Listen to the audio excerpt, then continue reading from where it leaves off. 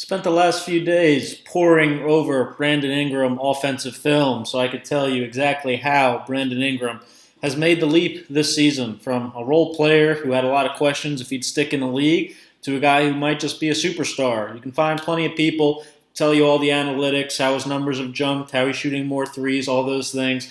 As usual on Scout with Bryan, we like to get more into the mechanics, how he's doing it, the role, the position, what plays are being run, things like that. Make sure you follow Scout with Bryan on Twitter, Instagram, Scout with Bryan podcast, pretty much wherever you go, Scout with Bryan. You can learn a whole lot about basketball. Let's dive right into the film, how Brandon Ingram has made the leap.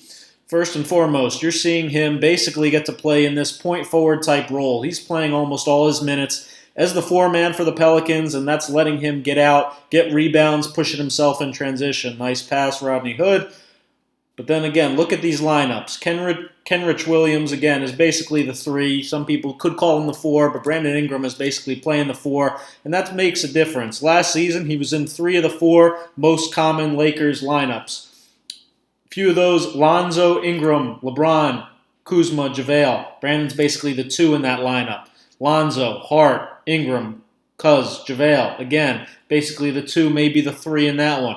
Bullock, Ingram, Kuzma, LeBron, JaVale. Again, he's basically miscast as a 2 last season who had to be pretty much just a spot-up guy relegated to LeBron, dominating the ball and rightfully so. But this guy, again, has that kind of Kevin Durant, DeMar DeRozan type skill set, a little bit of mellow in him, a long ball handler, weight room type guy who can take these aggressive in transition and is a one-man fast break. The Pelicans keep the floor space. You got shooters like J.J. Redick out there, and that's giving Ingram a ton of space to go attack in transition, get to the basket, get free throws. They got an unselfish team. Drew Holiday, Lonzo, not afraid to hit ahead and let him make plays, and then they consistently just keep the floor spaced.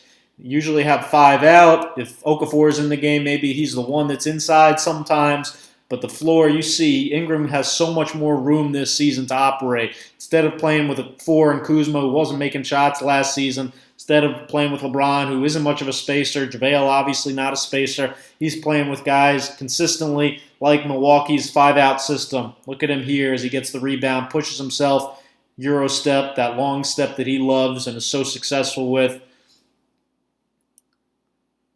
And again, he is basically, they've got a few guys that can handle the ball, obviously, in Drew, in Lonzo, but he is pretty much the go-to ball handler for them, and he is aggressive, again, attacking the basket. Look at him, end of the quarter here, the spin move into the dunk. He has that huge reach again, that huge wingspan. Even when bigs, guys on switches back far off him, he's still able to use those kind of go-go gadget arms. Put the ball out in front of him, really good grip with the right hand. The reach to get it up with the backboard before Adams can go block it. Again, these are plays. Somebody mentioned Giannis. I don't see that at all as a comparison, but you can see some of the similarities in terms of, again, how they're attacking. Giannis loves this top of the key spot, 4 guys outside spaced. Even though Okafor is not much of a threat from out there, it's enough to pull Steven Adams out of the paint just a little bit and give Ingram room just to, again, attack his man, where he's got a really solid handle, a simple crossover, just an explosion in usage this season, an explosion in role, and he's really stepped up. Instead of, again, asking him to be a floor spacer, a guy in L.A. who was really second fiddle, obviously, to a whole bunch of guys, a whole bunch of mid-range guys. Now he is the guy in New Orleans, and he's really thriving in that role. You see him playing out of a pick and roll here. Not much of a pull-up threat on pick and rolls. He's not going to stop behind the 3 right here, but he will do things like this. Push the ball out in front of him, go get it, reverse finish on the left side of the basket and the foul. You see again Lonzo looking ahead, not afraid to hit him. And then when he's at the 4, this is another advantage of it. He sometimes gets these guys on him who, quite frankly, just can't guard a guy as skilled as he is playing at that 4 spot. Paul Millsap, a good, gritty defender, but look at him here on the simple shot fake. Makes him open up, and Ingram takes it strong to his right-hand finish. Again, getting a career high in rebounding, which is allowing him then, Alvin Gentry's giving him the freedom. Once he gets that ball, go attack in transition. Pelicans keep that floor spaced. Jackson Hayes, most common 5-man he's playing with. He's in the dunker spot. Get him out of the way. Everybody else get outside the three-point line. Really good with the left hand. finishes as well.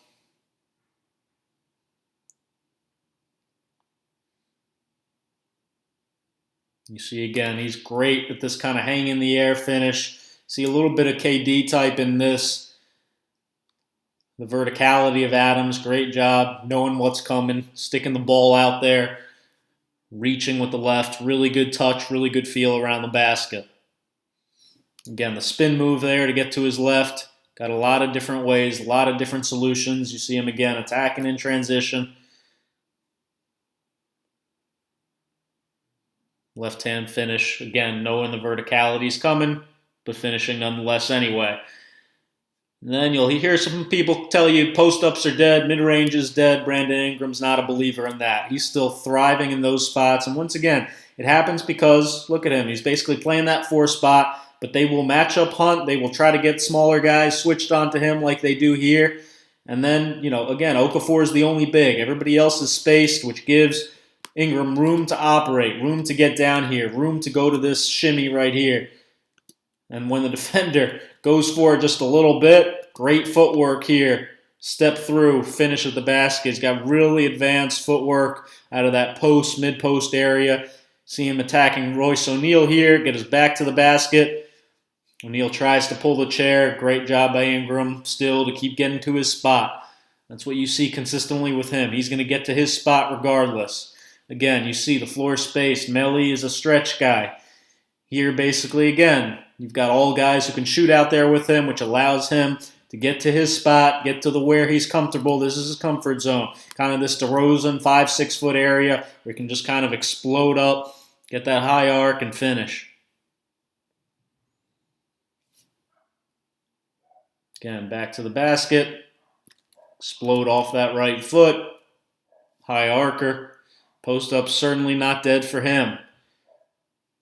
I got Tyler Johnson switched onto him here. Here you see the face-up game.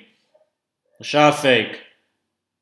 The handle. The back to the basket. The fadeaway.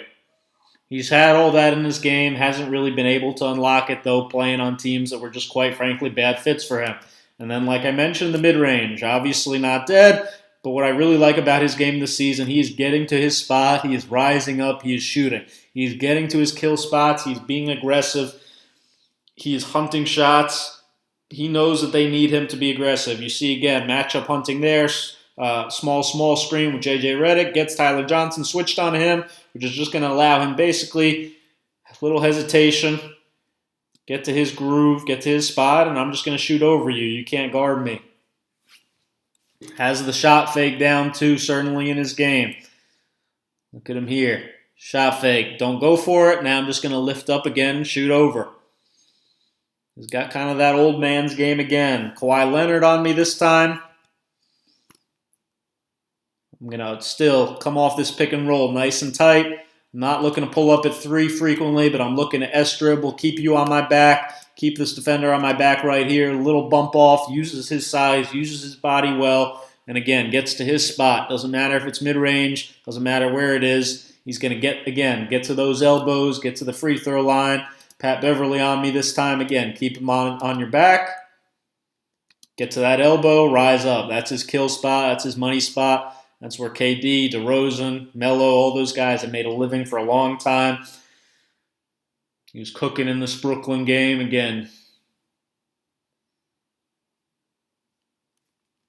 You see, Gentry, what I love about him, he gives guys the freedom. Obviously, they're still going to take a lot of threes. They're going to play fast pace. They're going to keep the floor space. But Brandon Ingram, you have the green light. If you get to your spots, he has full confidence in him to take and make those shots. And then here we see again Ingram having the confidence. Get out there, handle the ball himself. Pick and roll gets iced. Okay, we're going to snake it back to the middle now. Use the screen anyway, get to my spot. These kind of leaning jumpers again, he thrives with as well.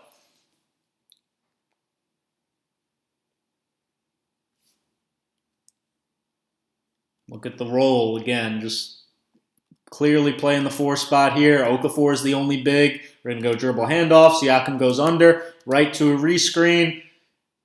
Gasol's back. I'm getting my mid-range spot.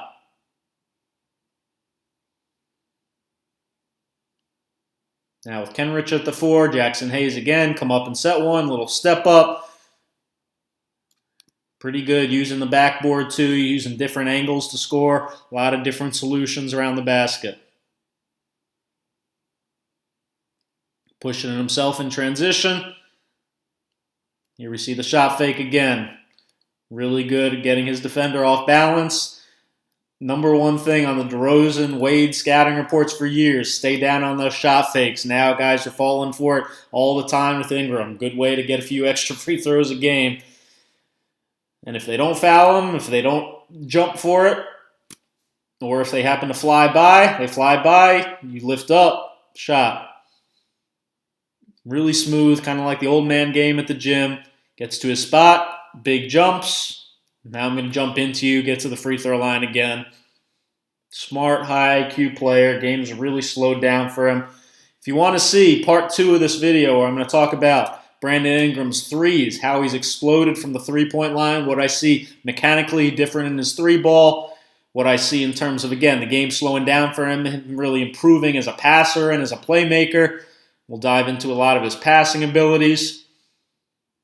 What I see from him in terms of specific plays that the Pelicans and Alvin Gentry are going to run for him. I'll walk you through a couple of the go-to sets that they're putting him in to have him be so successful. And finally, defensively, how a more locked-in Ingram on defense is leading to a lot of success on that end for him as well. If you want, again, the second part of this video, patreon.com/ScoutWithBryan right here. Even $2 a month unlocks it right away. Subscribe on Patreon. You'll get that video. You'll get 10 more bonus videos. Karl Anthony Towns, Jarrett Culver, Rui Hachimura, NBA pick and rolls, whole bunch more, private weekly chats, Slack access, everything. Even $2 a month on Patreon. Make sure you hit that thumb up, hit that subscribe button. And if you want part 2, again, how Brandon Ingram made the leap, just subscribe on Patreon right here. Appreciate you watching.